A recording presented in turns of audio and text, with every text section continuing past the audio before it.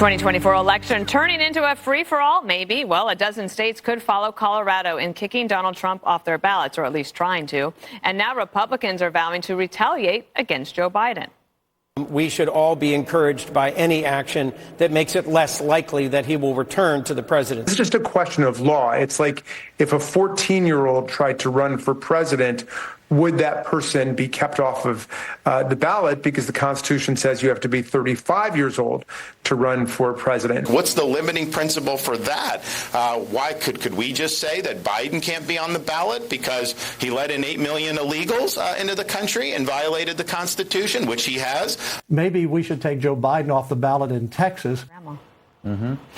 California now looking to copy Colorado's ballot ban, and that's the lieutenant governor who's trying to run for governor next year, so that's very political. And despite serious legal questions, the Golden State's lieutenant governor, she says she's exploring all options. Listen to her here. We are in uncharted territory in our country, and the decision out of Colorado is a very significant fact.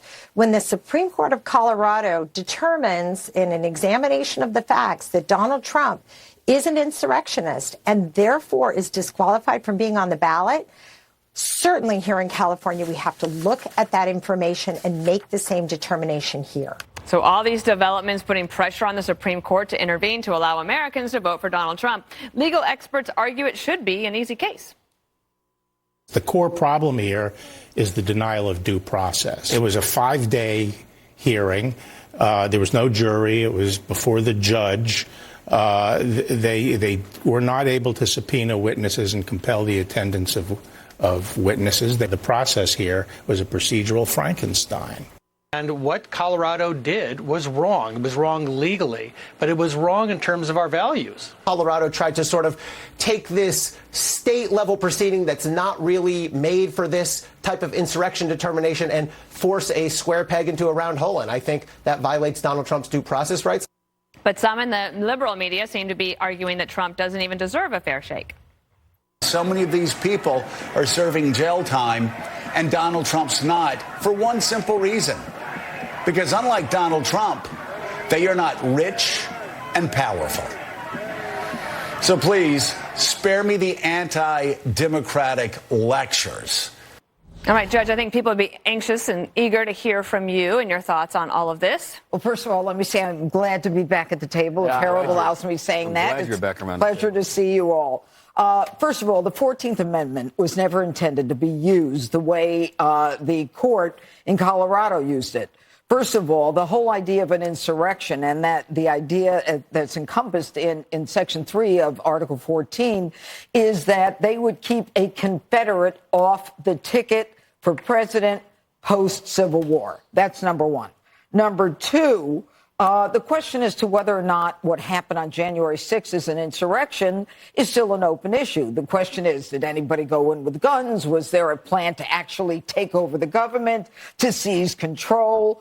And then the other thing is, whether Subdivision 3 applies to a president, it's not clear in the 14th Amendment. It talks about judicial officers of any state. It doesn't speak specifically about the president and insurrection. So right on the face of the 14th Amendment, they lose. But let's talk about who made this decision. Judges on the Supreme Court in Colorado, from Harvard, University of Pennsylvania, UVA, and Penn. All those elite schools that are very anti-Trump to begin with. So then you say to yourself, well, now look at the results. A lieutenant governor in California is looking to follow Governor Newsom. This woman is so smart, she thinks the president, according to the Constitution, has to be 40. I mean, it's 35, number one. But number two, she said it creates a precedent. She doesn't understand the legal system. Colorado doesn't create a precedent for California. Higher courts declare precedents for lower courts. And finally, this is all about disqualifying a political foe. There is absolutely no basis for it. And I want to know, what are the Democrats so afraid of? What are you so afraid of? You've tried criminal cases, civil cases. You've impeached them. Now you want to throw them off the ballot. What next? Why are you so desperate to take this issue away from the American people? And, Greg, the media and the left seem to be conditioning the environment for any decision that comes from the Supreme Court to be political if it doesn't go the way that they want. Exactly. I mean, it is so obvious why this is happening. The Dems are freaking out about the poll numbers, and rather than play fair, they're going to take the player out. This is the equivalent of like drugging the opposing star player before the big game. You know, this is why they're doing the insurrection hoax, the Hitler hoax. The media's all in, and it's hysterical. They've totally overplayed this, and the Dems are in a bind. They've normalized Hitler. I mean, everybody's a Nazi. You know, meanwhile, they made sure that young people in our education system aren't really sure what Hitler is anymore because they've been calling everybody Hitler. They use Hitler the way surfers use the phrase awesome. You know, that's so Hitler, man. Wow, Hitler's speech today. That's a Hitler jacket, dude. Why are they doing this? Here's why. Imagine if the election were a blind taste test. You got two products, and you list the accomplishments on both sides, side by side. The policies, what was done. Well, one would taste like pure, non-pulp orange juice, and the other one would be horse piss. Trump is the orange juice, Biden's the horse piss in that blind taste test. Because if you focus on what matters, everyone would favor Trump. So you have to label that brand as something bad. Hitler, right? And so people against their own needs or concerns would end up voting for the horse PP.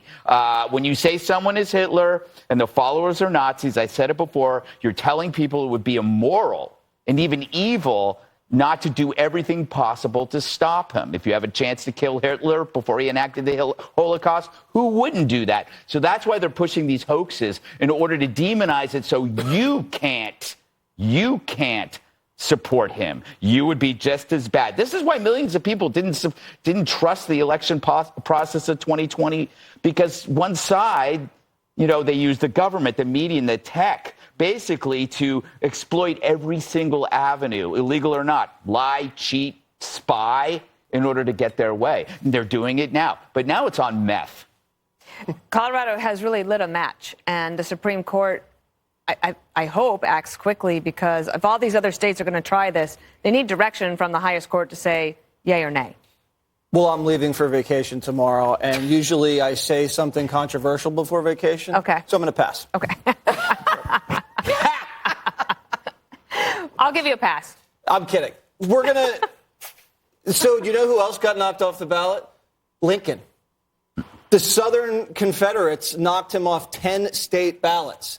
Another glaring similarity between Abraham Lincoln and Donald Trump. Excuse me?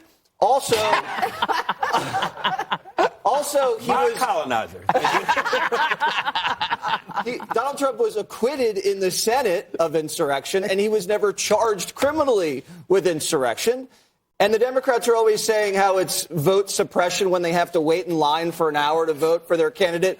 Well, what if you never get to vote for your candidate? That is crazy. They are talking about stealing our votes, and they're happy about that. Now, I don't know if you read Karl Rove in the Wall Street Journal. I did read that. Yes, I did. Okay.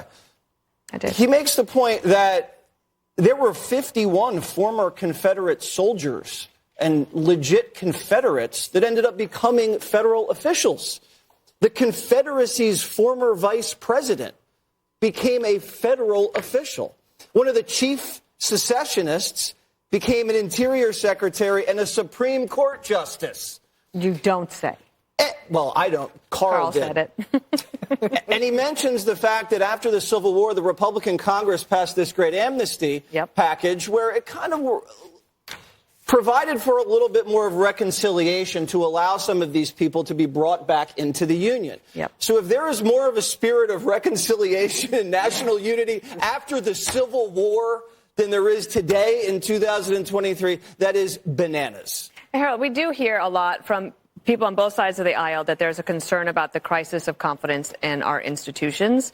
And this seems to actually, again, throw a match on a problem that hopefully the Supreme Court can push forward. But if the Supreme Court rules and says this is ridiculous, and it's not 9-0, do you think that it will just turn into another political food fight? I think we'll certainly analyze the makeup of the votes for pushing this back. I think I said yesterday I thought it would be overruled. What I think will likely happen, and by the way, John F. Kennedy talked about that same guy in his Profiles in Courage book. He wrote about the fellow that Carl talked about. and profiles in courage. And so a couple things. Our nation is not perfect.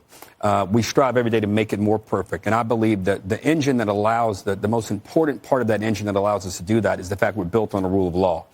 And the rule of law allows for steadiness, allows for fairness, allows for accountability and predictability.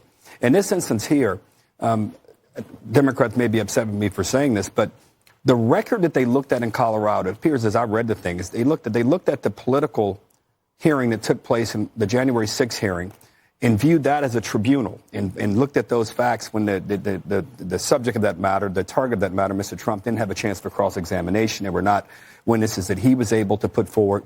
So there are a bunch of questions, and the judge knows this better than anybody. I think that they're likely, the court, because they don't want to deal with all the questions around, is he an officer?